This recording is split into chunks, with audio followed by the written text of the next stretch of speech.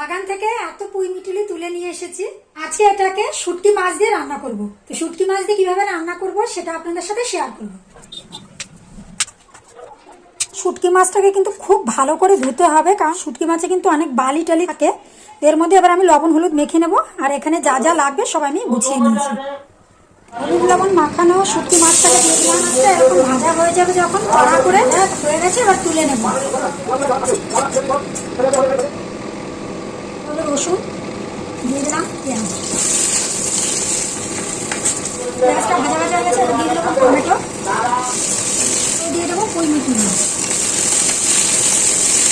পরিমাণ মতো লবণ, ঢেকে দেবো। হলুদ, লঙ্কার গুঁড়ো খুব ভালো করে কষে নেবো। এরকম অল্প পরিমাণে একটু জল, যা পুঁই মিটুলির ডাঁটাগুলো এগুলো সেদ্ধ হয়ে যাবে। শুটকি মাছটা ভাজাটা এটাও দিয়ে দেবো, খানিকক্ষণের জন্য একটু ঢেকে দেবো। যখন একদম সবকিছু সিদ্ধ হয়ে যাবে, এরকম কষতে কষতে যখন সাইড দিয়ে তেল বেরোতে শুরু করবে, তার মানে এটা হয়ে গেছে।